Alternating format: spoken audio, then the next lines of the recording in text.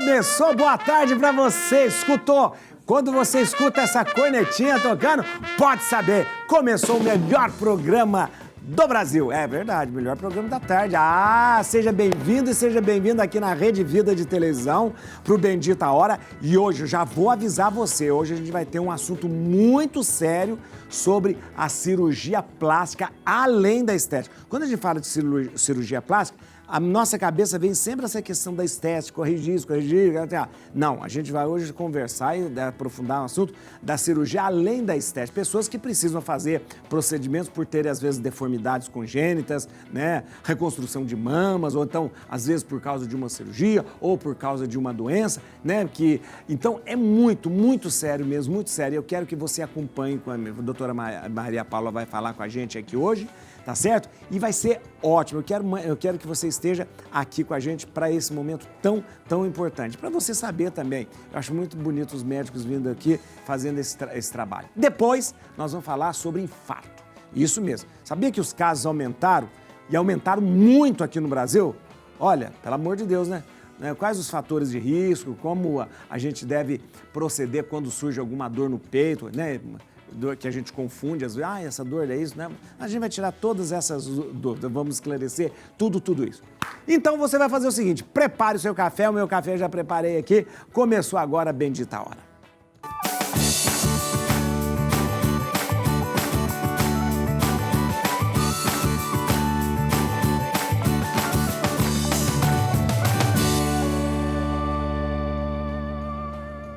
A gente vai falar hoje sobre a cirurgia plástica além da estética. Estou recebendo aqui com uma alegria enorme a doutora Maria Paula Tanaka.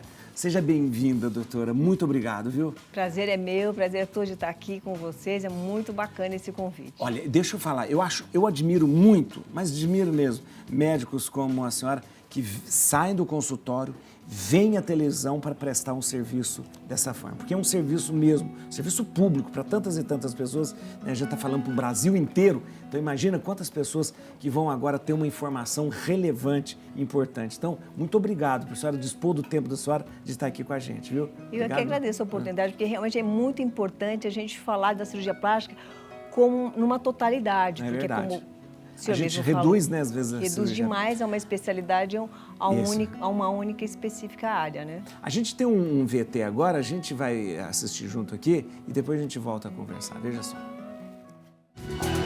Muitas pessoas associam a cirurgia plástica somente à melhoria da aparência física, mas ela vai muito além disso.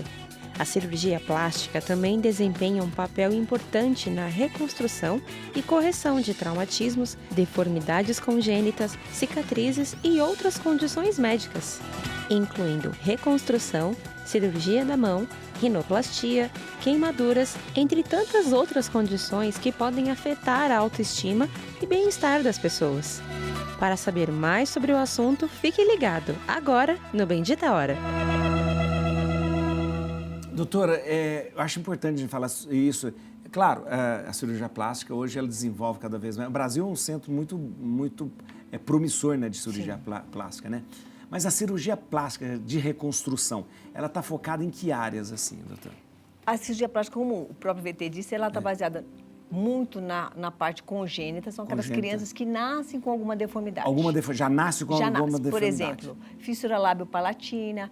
Que é o lábio leporino. Pode também afetar o nariz. Então, existem algumas deformidades que nascem. A mais comum hoje em dia é as orelhas de abano, que não chega a ser bem uma deformidade, mas assim, causa um certo quando Sim. Ou a pessoa que nasce faltando uma parte da orelha, também isso não é tão comum, mas é considerada uma deformidade congênita. Aquelas polidactilia também pode ser considerada também? É considerada uma deformidade. E também deformidade. há cirurgia para ela? Também há cirurgia para ela. Aí pode ser, dependendo do caso, pode ser tanto a cirurgia plástica como o pessoal da cirurgia de mão. Então, tem algumas nuances que podem ser encaminhadas para uma área ou para outra. Isso são as deformidades congênitas. Congênitas, essas são as mais comuns. Isso. Depois tem as deformidades que adquiridas. Adquiridas. Né? Pode ser uma cicatriz, uma deformidade, por exemplo, um queloide, uma queimadura, né? Deformidades causadas por algum uso por exemplo, de um alargador. né? Aquele alargador, aquilo não volta nunca mais? Quando você usa o alargador por pouco tempo, a área de alargamento seja menor, ela pode ter um retorno parcial até mas total, não... mas total aqui, não. Aí tem jeito de recuperar aquilo? Tem como fazer algumas cirurgias que podem retornar Graças ao a Deus, porque tamanho eu do vejo lóbulo às vezes os original. alargadores, eu falei, coitado desse, nunca mais vai ter uma vida ainda, então tem jeito. Tem como melhorar. Doutora, e tem também causadas por doenças? Doenças, assim? por exemplo, o câncer, em particular o câncer de mama, ele causa uma grande deformidade numa área que é de grande importância para a mulher, né? Sei. Então, o câncer de mama, das reconstruções, é uma das áreas que tem mais divulgação na mídia também. Mas tem outras deformidades. O câncer provoca muita deformidade no rosto, muitas, não só questão de nariz, boca Aí e tal. a gente também tem os outros tipos de câncer. Por exemplo, tumores de pele. Muito comum. Isso. Na face, nariz, né? Tem algumas doenças que hoje em dia já são mais raras, por exemplo, a leishmaniose cutânea, ela pode causar uma deformidade tão grande que você pode ver, por exemplo, o nariz todo. Isso também é raríssimo, né? Que é uma doença rara, mas existe. Né? Olha que coisa. E câncer, que sim, realmente é mais comum, tem os melanomas, são extremamente agressivos, tem grandes áreas de grandes tensões, né? Então vai determinar uma lesão muito grande. Então você pode ter também tumores extensos, por exemplo, na perna, alguma área do braço, aí você pode lançar mão também de peles de outra região, a gente chama de microcirurgia, isso, que você tira de uma região e transplanta ela para outra área. Também é uma área da plástica chamada reconstrutiva. E a questão dessas deformidades congênitas, geralmente elas são notadas logo no nascimento. Algumas sim, a maior parte sim. A maior parte sim. Agora, essas cirurgias já são feitas lá no início da vida ou não? Depende. Na grande maioria dos casos, há a necessidade de que a criança tenha um peso, né, adequado para não ter um risco tão importante durante o procedimento cirúrgico. Então, a criança ela tem que estar com uma saúde estável, que a área da deformidade dela, obviamente, tenha tido algum tratamento, mesmo que seja só paliativo, por exemplo, numa fissura lábio-palatina. Às vezes a criança não consegue ser amamentada. Ah, entendi. Aí é a necessidade realmente de usar uma sonda, para ela começar a se alimentar, adquirir peso adequado, uma nutrição... Porque como ela vai fazer a sucção? Essas cirurgias são, de certa forma, são realizadas de uma forma mais precoce. Eu pergunto isso porque é o seguinte, porque às vezes você precisa de um certo desenvolvimento para fazer uma cirurgia de reconstrução. Não precisa. Não, algumas precisam. Por exemplo, é isso que a gente está falando. Algumas você precisa que a criança esteja com uma boa saúde. Uma saúde, A outra, por exemplo, o desenvolvimento por exemplo, as orelhas em abano. Abano, essa pode fazer? Pode fazer a partir da pré-escola, porque antes disso... Ah, entendi. Não há tanta necessidade, porque a criança ainda não sofreu bullying. O desenvolvimento da orelha ainda não é o adequado para a cirurgia, porque, em média, em torno de 80% do tamanho da orelha você já atinge na primeira infância. Então, a partir dali, você consegue fazer uma cirurgia no estágio. Por exemplo, você vai ter que refazer essa cirurgia porque a orelha cresceu de novo. Porque a orelha cresce, não é? A orelha cresce. A orelha cresce. Diz aqui, a orelha cresce. A minha sobrinha operou a orelha de... não podia, sabe que não podia falar isso? Eu falei, mas não vou falar qual sobrinha, não. Com 18 anos. Com 18 anos. Isso. Mas ela disse que sofreu demais, porque mais velha já é mais complicado, né? Mas, por isso que com criança é mais fácil, né? Mas com criança, de repente, para desenvolver, a recuperação é melhor também, né? Porque a criança, quando ela é pequenininha, a cartilagem também dela é um pouco mais maleável, né? Existe a necessidade que a criança, como ela sofre o bullying, ela mesma se sente impelida a fazer. Então ela enfrenta qualquer coisa.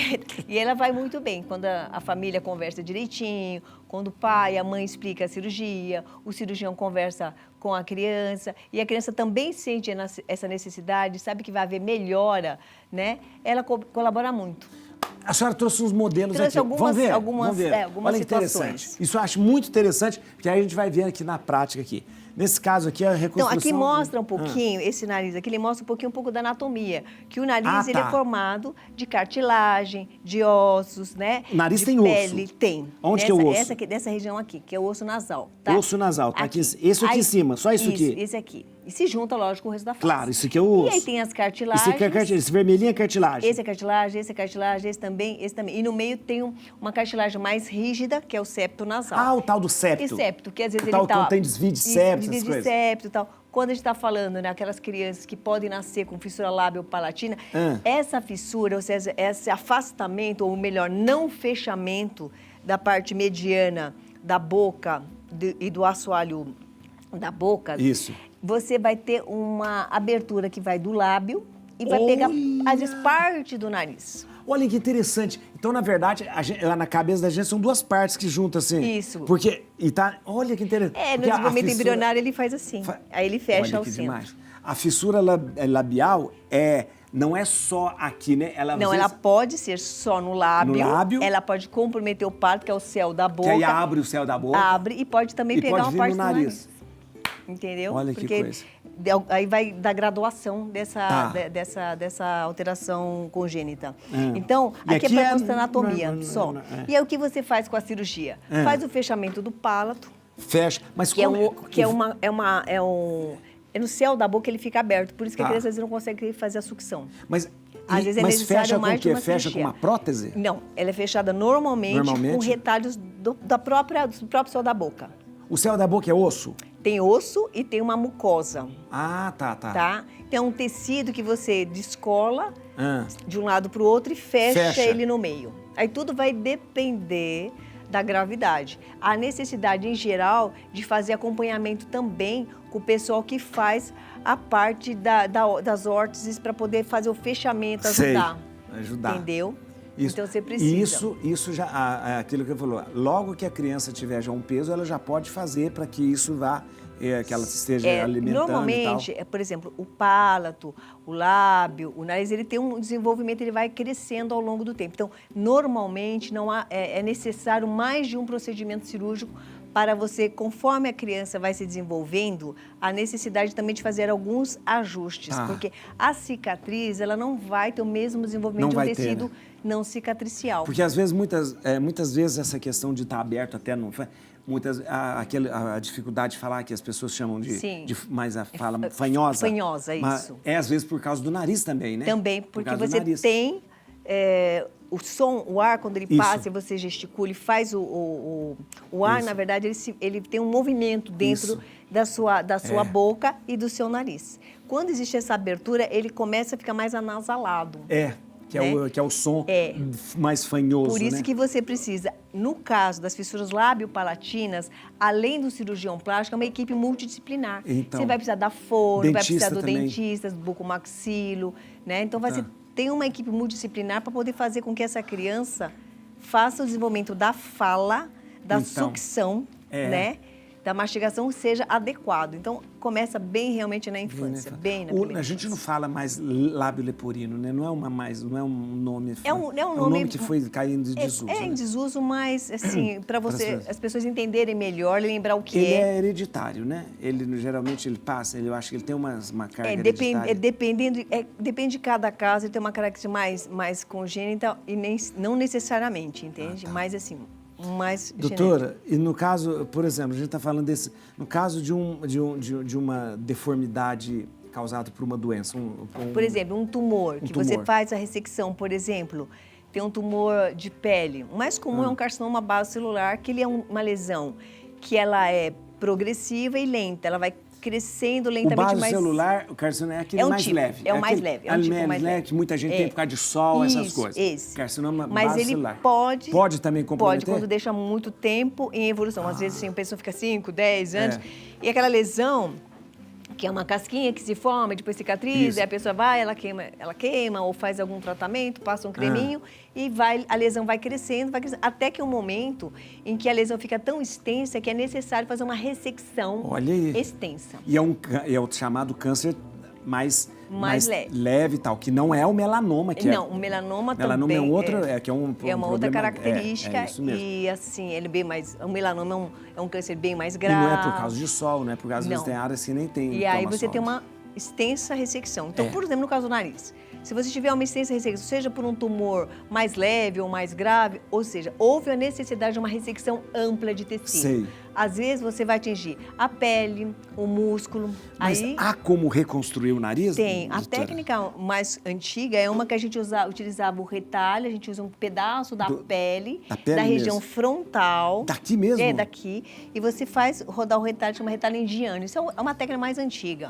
Hoje em dia tem outras opções. Mas esse retalho daqui não vai faltar aqui em cima na testa? Então, a região da fronte, a gente tem o tecido, ele consegue se estender bastante. Se for necessário, Entendi. você pode usar também uma coisa chamada expansor, que é um material sintético, como se fosse uma bexiga. Depois eu mostro quando você falar de reconstrução de mama, que você vai expandindo. O tecido. Você coloca ele aqui por dentro e vai expandindo esse tecido até atingir uma quantidade de tecido. Que interessante. Porque a pele é distensível. Então, porque a própria plástica para rejuvenescer a pessoa é esticar, né? É esticada, a gente tira o excesso. Então, você tira... E a gente pode fazer o inverso. Fazer o inverso. Fazer o inverso, com uma expansão tecidual. Você estica para poder fazer... Olha que interessante. E essa região é muito boa, por quê? Porque ela tem um osso, que é o frontal, que ele serve como um apoio desse expansor. E essa é como se fosse uma bexiga.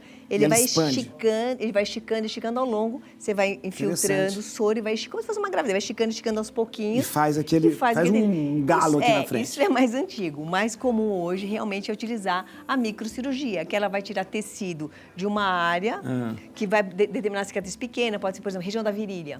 Tá? Que é uma cicatriz bem favorável. Ali a gente tem tecido suficiente, a cicatriz residual realmente é bem favorável, ela não é muito aparente, pode ser feita. E aí, no caso, o nariz reconstrói de novo a parte de cartilagem, tudo isso? Sim, também. Aí pode ser utilizado o tecido do próprio paciente, pode ser usado algum tipo de órtese. Então, dependendo de cada caso, é que vai determinar a reconstrução. Então, isso é muito interessante só falar, porque o nariz é uma parte muito aparente. Sim. Muito aparente. E qualquer deformidade no nariz... Então, assim, só para lembrar, não teve aquele transplante de face? Sim. Um paciente que perdeu toda a face, um tumor. Isso. Então, a microcirurgia... Foi aquilo é ali. a que faz isso. Que foi pegando. Essa técnica que eu falei do retalho indiano, isso é uma coisa extremamente antiga, né? E hoje, com a microcirurgia, a gente pode fazer essa cirurgia de uma forma bem...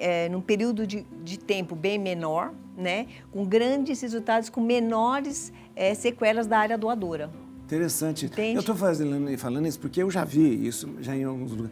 Pessoas usando uma prótese de nariz. Prótese também é uma opção. Uma prótese de nariz. Mas é uma coisa muito... Mas é uma prótese. É uma prótese. É uma prótese. E vamos supor, a pessoa usa para não ter aquele impacto, mas acaba... Social, Mas acaba tendo, porque você vê que é a prótese, né? Sim, prótese, sim. Né? Então, a prótese é uma opção, assim... que a gente utiliza como último recurso quando realmente não tem possibilidade da reconstrução. Tá. Sempre é preferível a reconstrução com tecido próprio, né? E tem aquela... que assunto bom, porque é muita informação, olha que muito... Tem um VT, a gente vai acompanhar agora um depoimento, né, de quem tinha o que a gente está chamando de lábio leporino, né? Eu quero... Mas antes, a senhora toma café? Ótimo, adoro. Ótimo, então vamos sentar aqui enquanto a gente assiste ali. Bom, café com açúcar ou sem açúcar?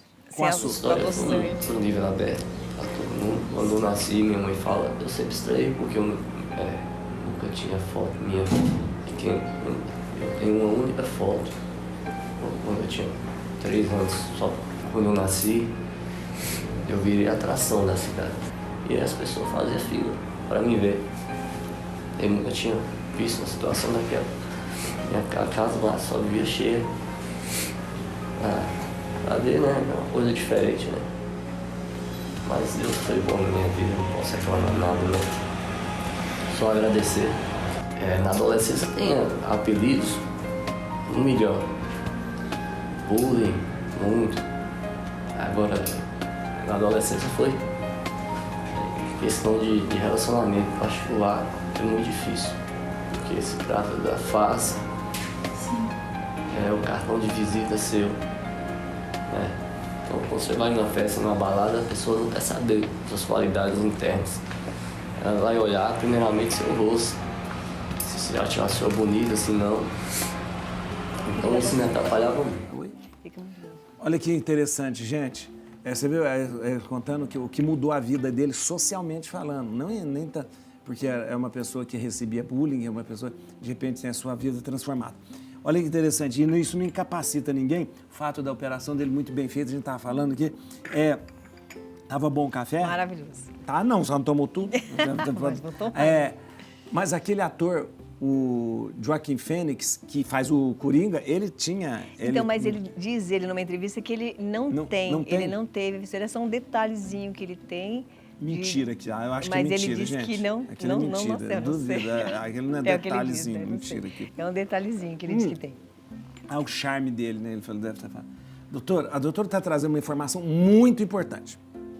Todas essas cirurgias, elas não são consideradas estéticas. Não. Elas são, por isso os planos de saúde, né, os convênios de saúde, todos eles estão previstos nos planos de saúde, no SUS. O Sistema Único de Saúde também tem cobertura. Tem cobertura. Tudo, Então, por quê? Porque não é uma reconstrução estética, né? Então, realmente é bom a gente saber. Vamos lá na orelha aqui agora. A orelha e os olhos aqui, né, Sim. doutora? A outra coisa, só para voltar um pouquinho do nariz, é que o nariz também tem os casos de fratura, são os traumas. De fratura. Né? Então, às vezes, num acidente, às vezes, numa briga, alguma coisa assim, você tem o trauma nasal. E uma das coisas que pode ser tratado também são as fraturas de nariz, né? De vez em quando Geralmente, quando você quebra o nariz fica torto, né? É isso que Na maioria acontece. das vezes fica. Se houve fratura e a fratura ficou desnivelada, né? Ou se não houve um tratamento imediato, realmente ela pode ficar com o nariz torto. E acho que eu tenho um caso aqui só para demonstrar. Torto. Deixa eu ver. Tá vendo? Dá para mudar o nariz, dá? Dá. Aqui o nariz torto. Tá vendo que é um nariz tem uma fratura aqui. Lógico, esse nariz entendi. Ele está de uma forma exuberante, mas só para ilustração. Tá exagerado para a gente olhar. Para você ver que tem um degrau, tem às vezes calo. é um calo. Um calo. Né? Às vezes o nariz fica até torto mesmo, ele fica alguma laterorrenia. Então, Laterorrenia. ele fica lateralizado para a direita ou para a esquerda, ele fica na forma de um S, ele fica sinuoso, ele não fica tão retinho, o dorso nasal. Então, a cirurgia reparadora também inclui trauma. Trauma. Trauma também. Essa região daqui... Aqui, de pálpebra, né? De pálpebra. A cirurgia de pálpebra é mais, assim, considerado como reparadora, mas quando existe a oclusão do campo visual. Quando desce, quando essa pálpebra fica muito pesada, ela desce. Quando tem uma quantidade tão grande de tecido mole, que a gente chama de pele e gordura, que ele começa a cobrir o campo visual. Que essa dobra na parte superior, ela começa a cobrir o campo visual. Então, porque a pessoa pode fazer uma cirurgia de pálpebra para deixar mais novo, né? Sim. Eu tenho bem coisa. Uma hora vou fazer. Aqui, ó. Mas isso não é cirurgia reparadora de... o que a gente está falando além da estética. Além da estética, que é aquele caso que faz a oclusão parcial, normalmente parcial. A pessoa começa a realmente tapar. Começa a tapar o campo visual. Geralmente a gente chama de aquela pessoa que tem uma blefarocalase senil, que é pela idade, né? A intensidade da flacidez ela vai acontecendo de forma tão importante que a pele começa a cobrir o campo visual. Então a pessoa olha assim, ela vê a pele mesmo, a pele dela cobrindo o campo visual. Aí existe uma indicação para melhora funcional da visão. E tem também um caso chamado pitose. A pitose ela pode ser congênita, ela pode ser decorrente de alguma doença. Então a pitose é a queda, que você vê o olho. A pálpebra superior, a gente costuma subir e descer, abrir e fechar o olho. Algumas pessoas, ela não consegue abrir o suficiente. Ela sempre fica com o olho meio metade. Né? Metade isso é um problema. É um problema de saúde, sim.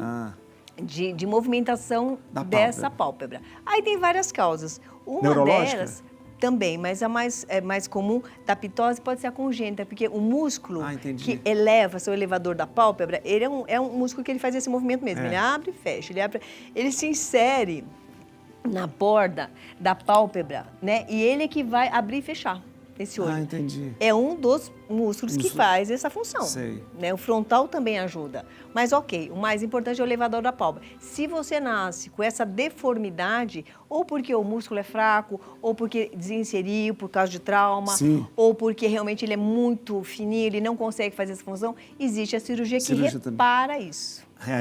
Até no próprio músculo, então, a cirurgia. Aí é uma cirurgia que você vai atuar sobre esse músculo. Ou interessante. Refazendo essa conexão ou até substituindo ele por algum material sintético, isso também existe. Interessante. Né? Isso também existe. Tá? Doutora, então, de pálpebra. muito interessante.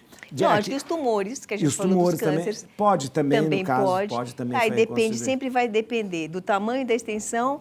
E aí sempre usando aquela técnica do tecido, a microcirurgia, Isso, aquela para tirando. Sempre tentando simetrizar o mais próximo do possível da qualidade, da textura da pele que você retirou dessa região e colocar uma de textura mais parecida. Para o resultado, para o ganho, apesar de ser uma cirurgia reparadora, sempre vai ter um ganho. Não existe ainda artificial, pele artificial, não existe ainda. Existe, mas mais como curativo. Não sei, mas vamos supor, vai substituir a pele, no caso. Ainda não na mesma qualidade, não. A gente tem muitos para queimados. Tá, existe muito estudo em relação para a medicina persegue, mas não consegue. Até tem hoje uma cultura... Tem cultura de células mais superficiais, mas ela não vai te dar qualidade ainda, por enquanto, a qualidade, por exemplo, que você tem nas cirurgias com utilização de tecido da própria pessoa mesmo, de uma qualidade bem próxima à do tecido que se retirou. Doutora, a questão da orelha. E as orelhas, aí tem aquelas... A orelha também da mesma, é uma cartilagem. A orelha tem umas cartilagens de aspecto bem peculiar, né?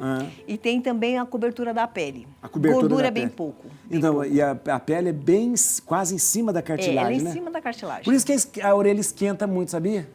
Que é muito vascularizado, muito né? Vascularizado. Muito vascularizado. Quando esfria um pouquinho, minha orelha queima. Eu volto e meio, boto debaixo da água para parar de queimar. Doutor, mas a orelha, você falou que a orelha cresce. Ela vai crescer. Ela vai crescer ao longo, mas a maior parte, realmente, ela se completa, em torno de 80% realmente é na infância. Por isso que a gente está autorizado porque quando a pessoa é mais velha, ela tem um orelhão, né? Geralmente tem uns orelhão. Acaba crescendo um pouco. Acaba crescendo, a gente vê um orelhão mesmo, a pessoa. Se já tem um pouco grande, ela vai se desenvolver. Já era grande. Tem essa questão de, tem gente que, além do orelha de abano, ela tem o fato da orelha ser desproporcional, maior ou menor ou não? Tem, mas assim, aí a gente cai naquela coisa, se existe deformidade ou não. Né? Então, a deformidade ela tem que ser a tal ponto que cause um transtorno para a pessoa. Né? Então, por exemplo, se você tem uma orelha em abano muito então, a orelha de abano é uma deformidade. A gente considera como uma deformidade e entra no rol daquelas cirurgias que são necessárias, né? Então, e não significa que a orelha de abano não significa que ela seja grande, né? Não necessariamente. É a sua posição ela é a dela, posição, né? que a cartilagem conchal dela é ampla e alargada. Então, ela traz a orelha para frente. Então, ela fica... É uma cirurgia simples, doutora?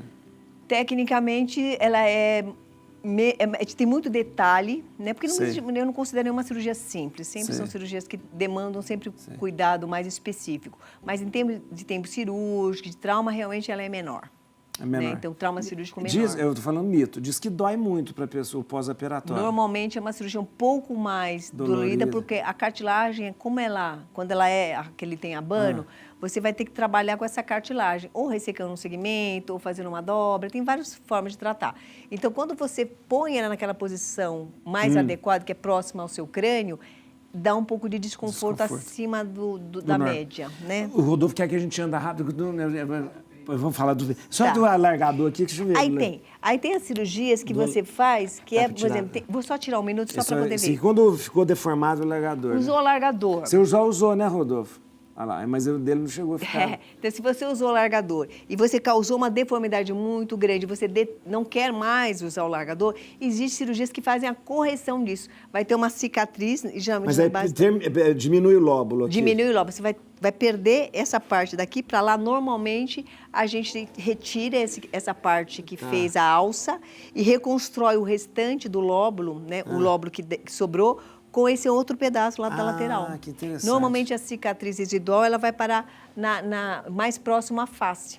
Sim. Né? Então, é uma cirurgia bem muito interessante. Vamos para a mama, porque a mama é uma das coisas que mais atinge as mulheres. Muita mastectomia, às vezes, que acontece. E eu acho que é uma cirurgia que, né, causa um grande impacto, né, na autoestima da pessoa. Então, né? a gente falando um pouquinho mais de cânceres e tal, pode ser queimadura? Pode. Queimadura de tórax, principalmente quando você é criança e sofreu uma queimadura grave na região da mama, você pode realmente ter perdido o broto mamário. E aí você mesmo na adolescência, quando você teve lesão do broto mamário, o broto mamário é o que fica abaixo do mamilo. Ah, entendi. Que é esse tecido Que ele vai que na expandir. adolescência vai sofrer ação hormonal e vai crescer. produzir a mama. Tá. Certo? A mama também é feita de gordura. Mas você precisa da glândula para ela se desenvolver como uma mama feminina. A glândula mamária. A glândula mamária, Isso. certo? Então, mesmo que você fale, mas eu ganhei um pouco de peso, eu ganhei mama, você ganhou gordura. Tá? É verdade, Então, nós estamos falando um verdade. pouquinho de glândula, tá? Então, você sofreu uma queimadura na infância, houve lesão do broto mamário, muito provavelmente, dependendo do tamanho da lesão, você não vai desenvolver ou vai desenvolver menos. E fora que a área queimada, a pele, né? A pele queimada, ela não distende como uma mama. Entendi. Numa pele normal. Né? Então você ela vai fica ter, rígida, né? Você vai ter as assimetrias, né? As deformidades por hipodesenvolvimento, né? Então, às vezes, é necessário você fazer como se fosse uma reconstrução. Que aí pode ser, no caso assim, do câncer de mama, por exemplo, você teve um câncer de mama. O câncer de mama, atualmente, graças a Deus, ele tem feito diagnóstico cada vez mais precoce. Isso. Então, aquelas áreas, aquelas mastectomias extensas, que te retirava toda a mama, né? toda a mama, você retirava toda a mama, fazia o esvaziamento axilar completo. E às tirava vezes aqui os linfonodos, podia aquela até coisa... ter o braço inchado, é verdade. né? Como sequela, chama linfedema. Isso cada vez, graças a Deus, é mais, a gente não vê mais raro. Né? Então, hoje, o que se tem mais? Retirada de partes da mama. Então, pode ser um quadrante. Né? Ou só uma adenomastectomia, que é retirada só da parte interna da mama. Mas ainda assim, você pode ter uma mastectomia sem esvaziamento. Isso. Tá? Aí tem várias formas de você reconstruir. E aí serve também para o queimado. Também né? para o queimado. Também, porque aí tudo vai depender do tamanho da lesão. Você pode utilizar a mamoplastia para simetrizar. Por exemplo, você tirou parte do segmento de uma mama do lado direito. Só que a sua mama do lado esquerdo, ela tem um volume suficiente para que, mesmo você reduzindo, ela fique similar ao da outra. Aí você então, pode tirar. Só faz a mamoplastia. Para simetrização. Nem precisando colocar silicone, nada. Não. Ah, meu Deus, acabou, Rodolfo. Mas deixa ele explicar, só para gente. Muitas vezes são usados silicones. Sim, é outras formas que a gente usa. Isso aqui é o silicone que é usado. Pele do abdômen, pele das costas, prótese. Isso aqui a gente chama de expansor. É Aquela bexiguinha que eu te falei, que a gente pode utilizar para ganho de tecido, de Mas pele. isso pode usar na mama? Na mama. Você fez a cirurgia, tirou a mama completa e eu preciso de tecido, você usa a gente chama de expansor, né? Que você vai utilizar alguns meses, expandindo esse tecido. Aí depois você ganhou pele, você tira e substitui por uma prótese. Que interessante. E é interessante, só lembrando que, às vezes, a maquiadora nossa aqui, a Keila, ela faz um trabalho maravilhoso. Ela me mostrou esse dia. Ela faz aquelas... micropigmentação. É maravilhoso. E ela faz de novo... As areolas. Porque ela faz em 3D. É perfeito, porque depois que faz a reconstrução, aí faz desenhando a auréola, né, e o bico direitinho. A gente pode fazer essa reconstrução do complexo areolo-papilar com o tecido local da própria mama reconstruída e depois essa pigmentação. Essa pigmentação, porque o tecido é um pouco, a cor é diferente, ou fazer, né? até a pigmentação direto. Eu, particularmente, prefiro fazer a reconstrução porque ela fica mais próximo do natural. É impressionante, gente. Mas fica muito, muito bom. Doutora, que bom. Eu ficaria conversando a tarde inteirinha, até amanhã com a senhora. A senhora é ótima, pelo amor de Deus. Olha que demais. Queria agradecer muito mesmo. Mas a senhora tem que prometer que vai voltar, porque a gente tem que continuar falando sobre isso, porque é muito importante. É super interessante. Muito importante. Eu quero que você siga a doutora Maria Paula no Instagram. Olha aqui, ó. Atenção. @doutora Maria Paula Tanaka. @DRA Maria Paula Tanaka. Então, ó, DRA Maria Paula Tanaka. Tanaka com K. Com K. Tá bom? Doutora, muito obrigado. Obrigada mesmo, eu, imensamente, prazer. Viu? Eu fiquei muito feliz mesmo. Muito boa. Nossa, mãe, quanta informação boa. Viu? Muito bom mesmo. A gente vai para o intervalo, Rodolfo? A gente vai para o intervalo, nós vamos voltar, que tem mais assunto interessante aqui, tá bom?